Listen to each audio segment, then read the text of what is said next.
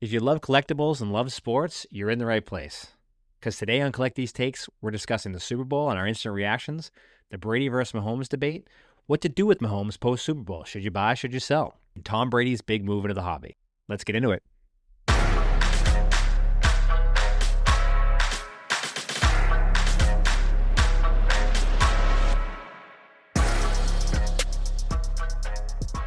All right, Jordan, welcome to the inaugural episode 1 of Collect These Takes. We're going to be diving. We have a ton to talk about here today, but I think before we get going, we should tell the audience a little bit about what this podcast is going to be about and how we came together, how this all came together, and then we'll dive into the topic. So do you want to kick it off? Do you want to be the first one to go? Yeah, I mean, I've known you. I think we're coming up on our 18-year anniversary.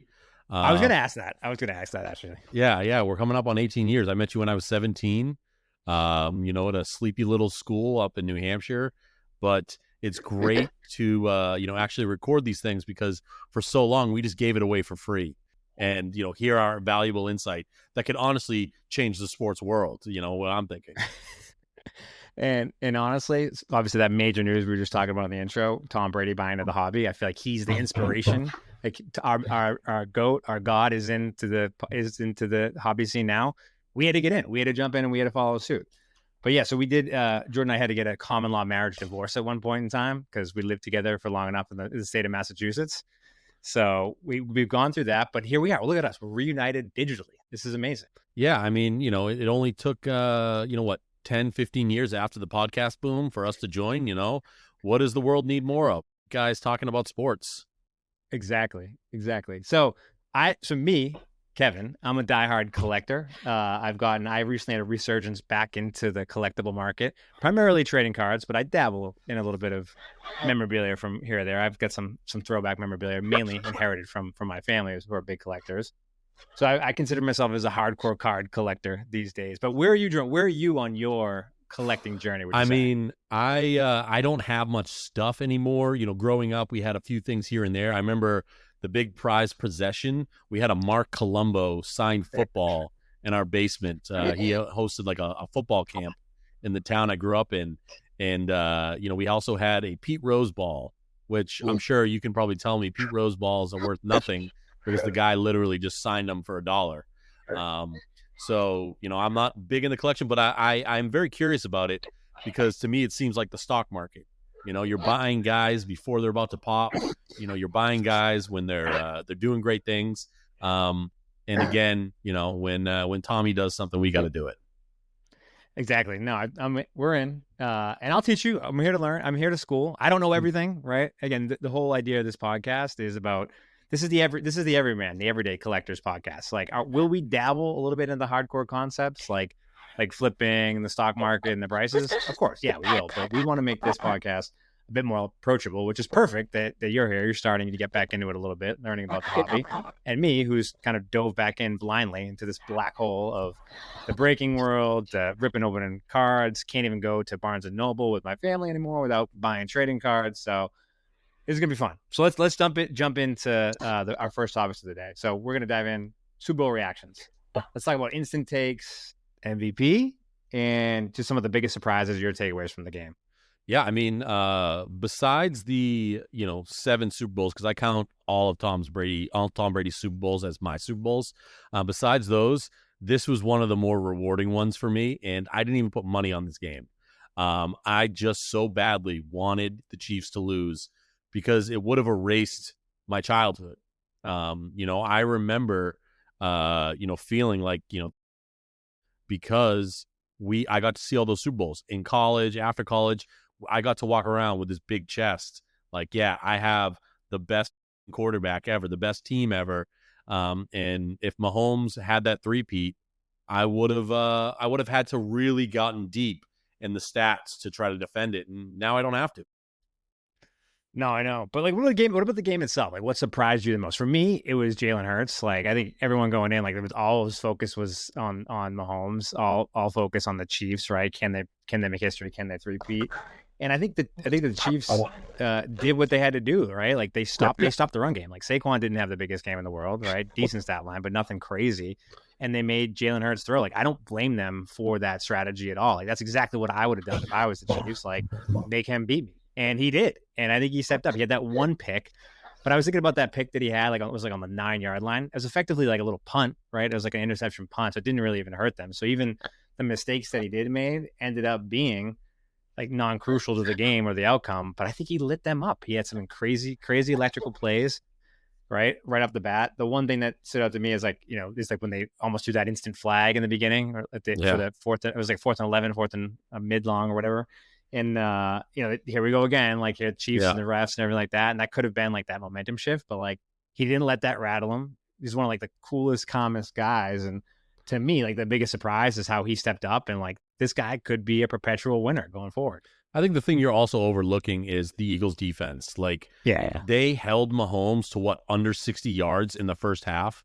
Like, that has never happened in his career. It's also never happened to like a good quarterback in the Super Bowl. Like that defense, they were hurt. They were hurt about the last Super Bowl they played against the Chiefs because they had that 0 sacks shirt, that was going around the Chiefs, and they were like, so we're going to get after Mahomes, and they were in his face every play. Mahomes had no chance to, look downfield, to go through his progressions. It was awesome to see that defense just riding. And, my question is like, where does that defense stack up all time amongst other Super Bowl defenses? So great point. I would even say I would go as far as like the team itself. Like the team itself looked incredible, right? So Mahomes looked uncomfortable from the jump. He looked terrible. I've never seen him play that bad. And back to your point about Brady earlier, like Brady never had a Super Bowl like that. Nope. Brady did lose some Super Bowls, but he set like the passing yards and TD record, right? Yeah, and that one, right? And so then even the Giants ones that we lost, like they had unbelievable D lines, but like Brady still, had a comparable stat line to the winning quarterback.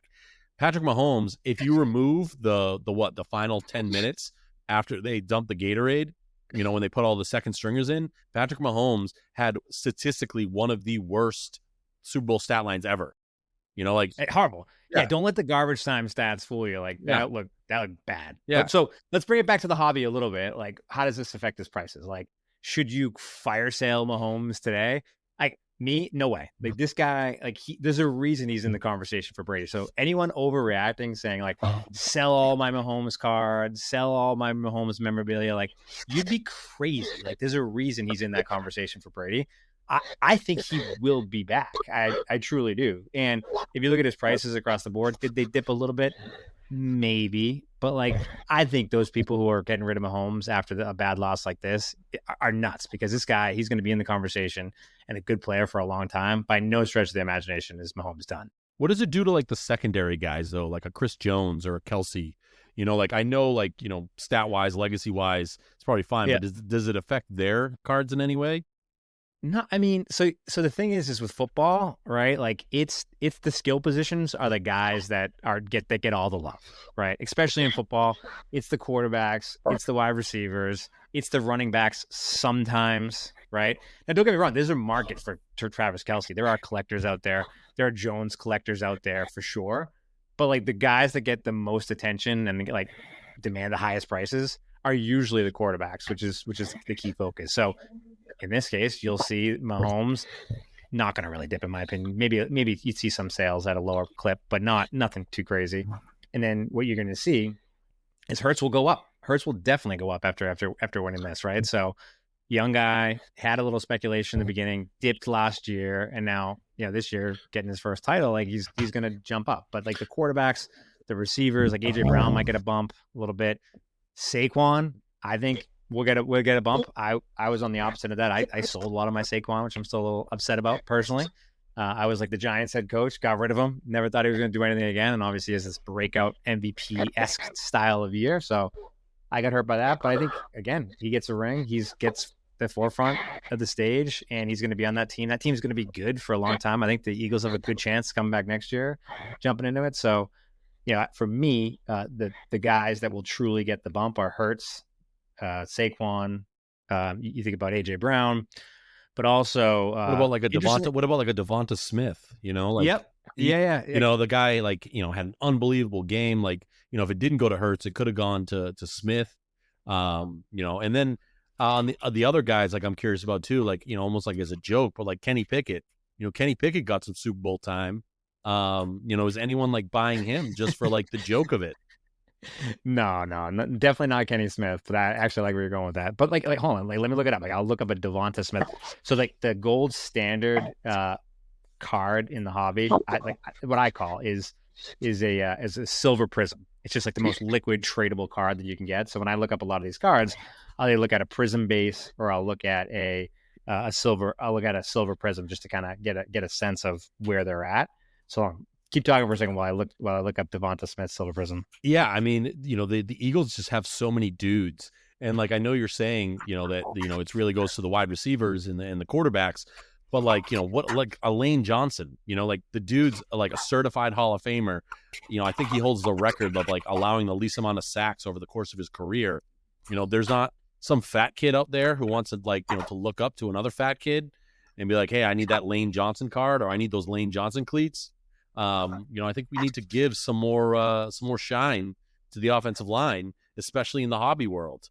This is supposed to be an equal opportune time. No body shaming. We should be trading offensive lineman cards. You want the fat guys up front to get some love. Is that what you're saying? The fat guys need love. Hey, there's definitely some fat guy up front collectors, right? Yeah, for sure. I'm not going to single them out. I mean, like we always say in the show, there's no such thing as a bad take. There's no such thing as a bad collect. If you want to collect those fat guys up front, do it. I mean, and we should be buying more fat guys. D line, O line. That's going to be my my big lift for this pod is getting shine to the fat guys. All right. So who's like your top chase then? Who's your holy grail of fat guys on the? I mean, Vince Wilfork. He's a GOAT fat guy. Like he did it all. I mean, you remember his interception years? I think his logo was like the fat version of him doing the Jordan jump. So he should be a top trading fat guy, and then that gives way for like a Chris Jones, to get some love, and then on the Eagle side, just because they're top of mind, a Lane Johnson or even a Jason Kelce. Jason Kelce's on TV now. Like he can't get his trading cards sold for money. Good call. I here's the thing. You can collect whoever you want to collect, right? You put the value on it. It's all you. Personal value is one thing. I'm just talking about like if you go to the resale market, if you ever decide to get rid of that collection, he's not going to resell that well, right? Because you might be the first. I'm going to corner it then. I'm going to corner the fat guy market, and I'm going to find a way to pump up their value. So if you are a fat lineman out there and you're listening to this, work with me because I am going to get you paid in some way. I love it. Yeah. I love it. Get you an NIL with McDonald's. So Devonta Smith, not really. I mean, you might see a couple percentage jumps on this guy, like not really getting the bump, not getting the love. Who's the currently wide receiver? Who's getting the most value? Like, is it someone who's been established for so long? Or is it like, just like a new up and comer? Like, I'd be curious to see like, what current, wide receiver, like what is Justin Jefferson or Jamar Chase getting out there? So if you go, yeah, because I mean, like, the wide receiver is always that cool diva position, but, and I feel like, when I was a kid, I always had these, cards for like, random wide receivers because there's so many of them on each team. So many guys that only play like 3 years. So I have to imagine, top guys are getting the most money, but especially too, where, wide receivers are also tight ends, or like, like same type of player getting the same type of looks. I'm surprised that like Kelce doesn't have a higher value. Yes, if you look at number of sales in the past just 24 hours, let's say, right? Jerry Rice number one, Bo Jackson. So you're talking about the vintage card market. Yeah. But if you look at like today's players, right? CJ Stroud's still number one in terms of number of sales. CJ Stroud is number one. Like his team lost in the first round. Yep. Pat Mahomes, Josh Allen, or they lost the second round. But yeah, that's crazy. Like CJ Stroud is selling for more than Patrick Mahomes, and Patrick Mahomes has 3 Super Bowls. This is just pure volume of sales. This isn't like amount of sales. I can do it by amount too, but just sheer volume. Like just think about like how many trades are happening. Joe Burrow, Aaron Rodgers, Brady. I'll loop him into newer. Herbert up, Lamar Jackson. Lots of different Burrows being sold. I think that he's definitely make a big jump. Herbert could make a big jump too. The hobby loves speculation, right? Right. So that if you think about it, like a retired player, like what that value is going to be, and there are just very minimal things that can impact the price of a retired player, right? Hall of Fame introductions, maybe some sideline stuff. You go way down if the guy goes off the rails and does something crazy, right? Or does that also bring it up? Like, did O.J. Simpson cards go up in the 90s? I don't know. You probably could look that up, but yeah, I mean, I probably not. At least usually when there's negative headlines, you see a direct correlation of it going down. But yes, I mean, like if you think about it, it's QBs, wide receivers, skill players, man. I'm telling you, like these are the guys that drive and fuel the hobby. So like you think, and I think that's like such a fun topic to talk about is like what we see on the field, what we think about like a fantasy football. Like the hobby doesn't react that way. The hobby reacts to aura, hype, speculation, like whatever the next huge guy is going to be, right? So if you look at like this year's rookie class, which we'll get into in future episodes, I'm sure. Like this year's rookie class, like had a massively stacked quarterback class and a bunch of skill players. Like this year is considered an amazing year to buy football cards because there's such a good rookie class.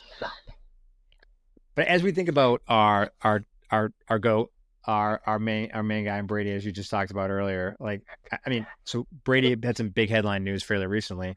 He bought into the card vault, into the hobby, and he bought into the hobby. So he bought 50% of Card Vault. And Card Vault's actually a local Massachusetts company. I didn't realize that until I started looking into it some more. I guess the owner is a local guy. I think he went to Curry College potentially, right? So nice. Local guy. Yeah. One of the friends of the program was actually telling me about this, that he was a local guy and he started a brick and mortar shop. And it's just really cool branded company and clearly has taken off. But I was listening to an interview with him recently. And Brady's in, obviously, it was huge news. And Brady I found out and I learned that Brady is a longtime collector. He has his own PC and collection. You can see it, like he's a big watch collector too. So he loves just collectibles in generals. He was wearing like $1 million plus watch at the Super Bowl. I'm probably selling it short. I think it might have been even more than that. But he's a card collector, auto collector, memorabilia collector. And it meant a lot to him. So he decided to go 50-50. He now owns half of the Card Vault business, which I think is interesting. But what I found the most interesting about it is not only that Brady's getting in, which is awesome, but he's doing Card Vault by Tom Brady.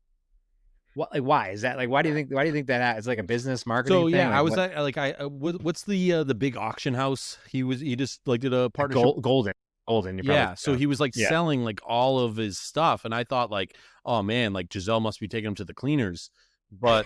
Like it was like weird to me because like, like so many of those like things, he's selling a helmet from like 28-3, he's selling like gloves from like, Snowball game against the Colts. And, like to me, I'm like, oh man, like that's so awesome. And then I like, think like, hey, why is Tom getting rid of all this stuff? But the other side, like, yeah, he just appreciates that other people appreciate his moments. And, like, I think like at the end of the day, like he is doing this, like one for the money, but also like to share with the fans who like watched him over 20 years. Like you can have a piece of Tom Brady's moment, like, and the guy had so many moments over 20 plus years that, like he's like, hey, do you want like my game towel from, when I beat the Colts in 2014? Sure. Or like, you want the Broncos, like, like jersey? Like, yeah, it's cool that he's doing it because he's trying to help, keep his legacy alive in a sense, because like, when he's dead and gone in 100 years, his stuff will still be here. So you as a new collector, right? You're walking down Foxborough Stadium and you walk by Card Vault, no Tom Brady, Card Vault, versus Card Vault by Tom Brady. Are you walking in because of that Brady logo 100%, underneath? 100%. Yeah. Otherwise, it just looks like those things in the mall, Like, like exactly. when you're walking through the mall and you just see like, it all always looks like a going out of business storefront. But yeah, I'm walking in because it says Tom Brady. So I wonder if they could like franchise this, right? Because you see a lot of pro athletes getting into the card scene. Like recently I've seen like Grant Williams get big into the card scene. Just a random person throw a name to get in there. And he's like big in the Pokemon scene, right? Cassius Marsh, an old linebacker, right? For the NFL, not old, but he's recently retired. He's really big into like Magic the Gathering scene, right? So like you see these athletes getting involved. Clearly their brand impacts sales and people gravitate towards those personalities. Like if I could talk to the Card Vault guys and ask them, maybe if this pod blows up, we can get them on and ask them. I would be like, do you see like a franchise opportunity to take these athletes personalities and allow them to open up their own shops, right? So you see, like you said, you'd walk in and as a diehard Boston fan into a card vault by Tom Brady. Like if you're a Minnesota fan, could they do like card vault by Anthony Edwards? And like, does Oh yeah. that draw more eyes and like could like franchise it out to these players? I think that could be a interesting I business think model for them to do. 100% because like otherwise, there's so many of these. Like Yeah. for instance, like like I was in New York, and I remember like walking by, like I think there was like in a like couple block radius, there was like three of them, three different ones. But I'm sure if one of them said Patrick Ewing on it or like Derek Jeter, you're gonna get more people to walk in. Like these. There needs to be some consolidation because, as I'm sure I'll learn through this whole process, there's like, it always feels like there's a lot of fakes, in the memorabilia collecting game. There's fakes. That's why they have like authentication systems and platforms, which we can talk about, like PSA, Beckett, right? There's a bunch of them, right? SGC, right? So there's a ton of them out there that obviously can help with that. But you're right. I think like the standardization, right? There's no standardization. It's still the wild, wild west of collectibles. Like I feel bad for the new collector walking into a retail store and looking at, if you're lucky to find, it not picked over by all the scalpers, and you find some cards there, like you get a box. There's all different types of parallels. Some sets have dozens of different parallels. Some sets have various different variants and short prints, and those short prints could be worth hundreds, thousands of dollars. Like you might, as a new collector, not even know that it's even a thing, right? So the information isn't consolidated anywhere for you to be able to just jump into that. But again, I think that it's only a good thing. But one thing I like that the Card Vault, the owner said, is that they see some of the biggest untapped markets being just like the everyday collector. And that's kind of what we see here with this podcast. And what drove us to do with this podcast is it's just the everyday collector, the people that are passionate about sports, but also like to collect cards and some memorabilia sometimes, right? And hopefully we as a podcast can demystify that. But Card Vault was saying that they believe that they want to capture more of that market. They want to put card vaults in stadiums, for example. And you go to a game and you want to take a piece of memorabilia home with you, or buy cards, rip packs pre-game, like a little fun thing to do. And I get that. I totally get that. I think that sports memorabilia, for a long time is such a big part of the game. And if you can bring it to more people, I love that business model. I think, again, all this is only good things for the hobby and its continued growth. Yeah. I mean, Fenway Park's been doing that for years, where they just sell the dirt when you're at the games. Like, here's a vial of our dirt. I remember years ago, like I reached down, scooped up some dirt and put it in my pocket when I was a kid. Never kept the dirt, but, probably could have saved my parents like $50-$60 for buying a vial that day. So I was at Game 5, Celtics championship this year, in the seats. Saw them bring home the banner 18, and the confetti was falling from the rafters. I grabbed a bunch of it and I put it actually into. I have it somewhere up on my shelf somewhere. But I grabbed the confetti. Like, it's just like, what do you think someone would pay for that? That's a good question. That's a good question. I grabbed some from my nephew, right? Got to help the fam out. Gave it to him. I still have a bunch. Maybe I throw it on eBay. I don't know. I have no idea what the market is for that. Yeah, because like that's it's so easily.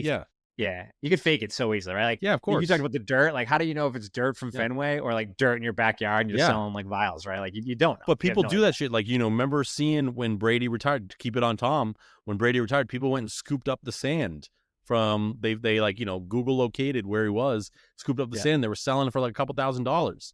Right. Like, I was thinking of buying it because like, he ended up he ended up unretiring anyways. So, did it lose its value? Yeah. Like, I mean, I sent you that Instagram clip earlier where like that reporter, he kind of just, he had a press pass to the Super Bowl, right? Yeah. He just played the guy like, oh, I don't speak English. And he would sneak his way into the locker rooms and take selfies with people. But he also would grab merch. He grabbed one of Brady's jerseys, I think multiple, and footballs from Tom winning the Super Bowl, like game used jersey, pocket it and take it home with himself. I think the FBI raided him eventually and found all this stuff, and they actually brought it back to life. But like, that stuff has serious aftermarket value. Like, if there was a game, random regular season game, I think of 2007 Tom Brady cleats that were signed, right? One of my buddies won it in an auction, and he sat on it for a little bit. This 2007, one of the greatest quarterback seasons ever played, arguably. And he brought it to auction, and I think he made like $96,000 for it, of a random regular season game of 2007 from Brady. $96,000. That's something he won in an auction that he sold for in an auction. So that stuff has serious value. And yeah, again, if there's a way to standardize it, if there's a way to bring that experience that people can buy in part of stadiums, I'm all for it. I absolutely love it. So you're a married man. What amount of money would you have to spend for your wife to allow you to put like a memorabilia thing out in the main rooms? Because I know all your memorabilia is like hidden away in like, in the man rooms. But like, if you were like, hey, I spent 20 grand on this thing, it's gonna sit in the living room. It's gotta, I mean, dude, I have Brady autographed jerseys, a Brady autographed helmet. I've got some serious pieces. I got a lot of the early Celtics, Paul Pierce stuff, incredible stuff. I got a What lot would of it Red take Sox for Lady stuff. Kevin to allow you to put that Brady autographed helmet, right So under the TV? this is what I'm saying. No, it's just non-negotiable. It's just not happening. She doesn't Yeah. understand. She doesn't. There's no way for me to impart that fandom onto her. It's just people are raised. Some people are raised right, and some people. Yeah, but if you go and spend 20 grand on a piece of art, some painting from a dead, Yeah. you can put that on the wall. But Yep. you get an autograph from the greatest living quarterback, you can't put it on the wall. It's She doesn't want no, the clutter, I right? mean it's a weird thing. Maybe that's another thing we're gonna do. We're gonna normalize this because I know, like, I'm a single man. And, I bring someone home, and I have a bunch of jerseys pinned to my wall. They're gonna think like this guy's a weirdo. Like this guy's a child. But like people are spending thousands and thousands of dollars on it. Like, so you should be able to, put it in the main room. Yeah, I mean, to your point about art, like beautiful artwork, walk in. I genuinely think this stuff is a work of art. Like some trading cards that you can get, like you're talking auto, you're talking logo, game used jersey. Like you could frame that, put it up on your wall, and it's a conversation piece. Like, what is the difference between a piece of art and a piece of sports memorabilia? I think we should normalize it. Yeah. It was normal in my house growing up. It really was. Like you walk in and like we'd always like talk about it. Like, hey, look at this autograph signed ball by Cal Ripken, right? Like that stuff was very normal. But these days, all you can do is paintings and family photos. That's it. Yeah, it's crazy. If that. Yeah. I mean, you always see, Michael Jordan sneakers, like, game worn going for, millions of dollars or what have you. Like, that should be able to, be put like right in the walkway as you walk in. Someone's like, wow, you got these Jordan 1s that, he wore against the Knicks. Like that should be allowed. Totally agree. Totally agree. So I think we can all agree Tom Brady's impact on the hobby is going to be immense. I'm very curious to see what they're going to do with it. But let's shift gears here and talk a little bit about some of our segments that we were talking about doing. Let's first do our 3 up, 3 down, right? So I'll start. I'll let you go second for my up this week, post Super Bowl. As you think about buying football cards in the offseason per se, I think Saquon Barkley's up. He's up big time. I know he didn't have this crazy rock star game, blowout game in the Super Bowl. If you asked me before the Super Bowl who was going to be a favorite for MVP, who could have multiple touchdowns, it would have been Barkley. But again, we talked about Chiefs game plan to stop him. But I think that his memorabilia is way up. His cards are way up. I think that he's going to have another great season next year, right? A lot of people thought he was washed. So I still think that he's definitely on the up and up, and is something that somebody who you should continue to watch. All right, on my up and up, I'm going to, I mentioned him earlier, but I'm thinking Devonta Smith. He's going into year 5. He's kind of established himself in this Super Bowl as a true main threat. I don't know what's going to happen with AJ Brown. Devonta Smith, he can go underneath, he can go over the top. He's hitting that. He'll be 27 in the new year. Which is usually when wide receivers hit their prime. So, you might, if you buy him now, you might be able to get him cheap and then be able to sell him high, the following year, the year after. But, he's a guy who's relatively stayed healthy, even with this small frame. So he's going to put up numbies. I'm a big Devonta Smith guy. Love it. And obviously, this wouldn't be our first inaugural episode without 3 up. I think Brady's up. Brady's dominating the headlines and the hobbies. He was announcing the Super Bowl. I love that he was in the building just to watch Mahomes. Like even like his commentating late in the game. Like he wasn't saying anything like that was over the top. But like I don't know, me as a diehard fan, I felt it. I sensed what I was picking up what he was putting down, and you can't tell me he was rooting for Mahomes to try to win that game, right? No, I mean, like you see all the memes going around. Patrick Mahomes is 0-3 against Brady, getting to the Super Bowl, in the Super Bowl, and when Brady commentates the Super Bowl. I think that kind of solidifies the GOAT debate. Even if Mahomes wins 8, Tom's still better than him because Tom beat him in an AFC championship. He beat him in a Super Bowl. Mahomes will never have another opportunity to beat Tom, and Tom will always be able to hold that above him. So Tom forever is a GOAT. Mahomes can only hope to be second. Tom, I'm sure he was very happy that night. Some honorable mentions for 3-ups. Those are our 3-ups, but some honorable mentions. Isaiah Worthy. I think out of that game, like, he's young stud, right? Like, young guy, first year in the league. Got to connect. Got one of the great quarterbacks of all time, right? Yeah, I think he's only going to go up. Weirdly, another guy up You to mean Cooper DeJean. Xavier Worthy? What did I say? Isaiah. Xavier. Yeah, I'm terrible with names. The listeners will start to realize that over time. But yeah, Xavier Worthy. I think he's a young guy, definitely on the up and up. And then Cooper DeJean, like, that pick 6, right? Put him on the map. He had some incredible hits during the season. I actually went back and started looking at some of those things. He stuffed Derrick Henry. Yeah. Derrick Henry. Yeah. Like, so you start to see that he started popping up on social media more, some like after game stuff. And I think he's I think he's gonna get a little hype. Is he like a long-term hold? I don't know. Maybe that'll remain to be seen, but I think you'll see a little bump in him. And I'm sure there's always going to be a pocket of the country that will appreciate the white defensive back, a little bit more, maybe value him a little bit more. He might sell in those markets. So let's do our 3 down. It doesn't have to be just players from the Super Bowl. I'll start with my down, but like, it could be playoffs. It would be anyone down from the playoffs, let's say, right? So let's widen the scope there.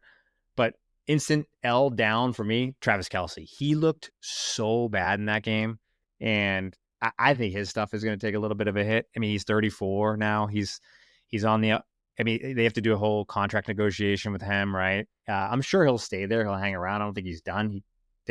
He hasn't announced anything about retirements. But like, they were gassing him so much. The whole Taylor Swift thing combined, going into the game, gassed up. I feel like he came in so arrogant and overconfident into that game. And if you look at some of those sideline shots of him, like, he's down, lost puppy, sad puppy on the sideline, like, just angry, pissed, right? Like, just like terrible body language. And I think he's on the tail end of his career. Don't get me wrong, one of the greats of all time. I still a Gronk guy over Kelce. This is just turning into a New England jerk off podcast. Yeah, no, it definitely is. But anyway, sorry, I'll try to keep my. No, I mean, bias. I agree. I'm the strongest anti-Kelce guy. I'm fine with Jason, but I think Travis is a fraud. He doesn't block. Especially too when like Gronk was getting older in his age, he would just block. Travis doesn't do that, so he doesn't truly play the tight end position. I know this is like different than the value, because I think his value will probably go up. Because he'll always, as long as him and Tay are together, he's going to be on shows, he's going to be in movies. I think I saw like he's in the new Happy Gilmore movie. So he's always going to be on stuff. So I have to imagine his value is going to continue to rise.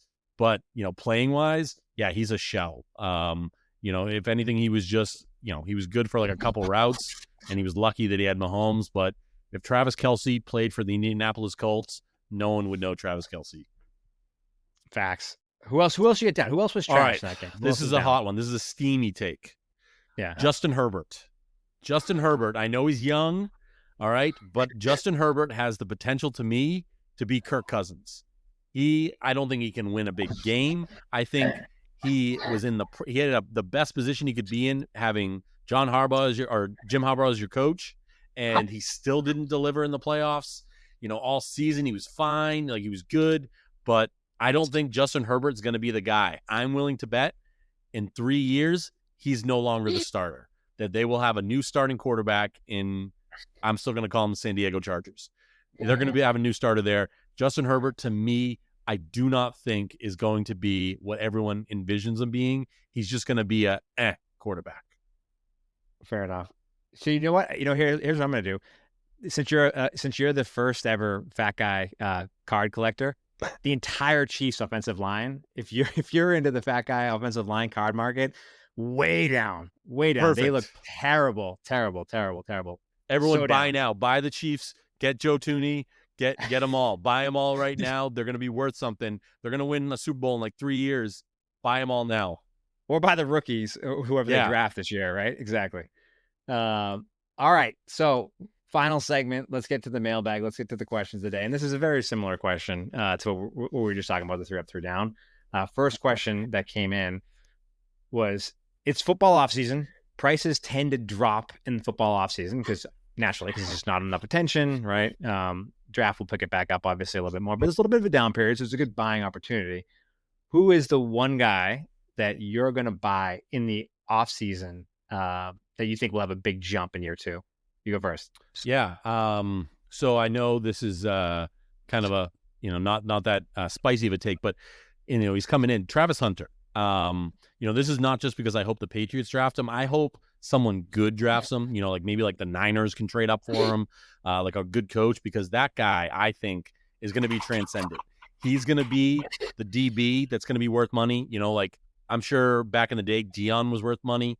Like he's going to do things that I don't think anyone's ever seen before. He's going to be the first like true two-way player where he's playing the majority of the game, both sides. And, he has a good personality. So I have to imagine like people are going to want a piece of the Travis Hunter game. I don't know what he's worth right now coming, he was, Heisman winner, but get in on Travis Hunter while the getting's good. Love it. For me, it's Xavier Worthy, I call him Isaiah Worthy, right? That guy looked like a stud coming out of that game. I mean, even the tail line was fighting to the end. Solid rookie year. But like, if you buy his rookie now, they're not crazily overpriced. Like decent prices and some good cards out there that I think you could find some steals at some upcoming shows. In year two, like look out, man. If they retool that offensive line, they put a little bit more money into the Chiefs. Like again, I don't think Pat Mahomes is going anywhere. And Worthy looks like is one of his number one weapons now. Especially with Kelsey on the decline, like Mahomes is going to need that. I think that's a guy that you buy now cheap and could explode the next year or two. All right. So as always, feel free to send in questions. You can email us at collectthesetakes@gmail.com. Again, that's collectthesetakes@gmail.com. You can follow us on Instagram and drop us a DM with any questions. We love them. To our friends out there listening, friends of the pod, shoot us a text, shoot us a green text. Actually, don't shoot us green text. That'll be a topic for another day. But we appreciate you guys stopping by. Like we always say here, there are no bad takes and there are no bad collects. Catch you all in the next one.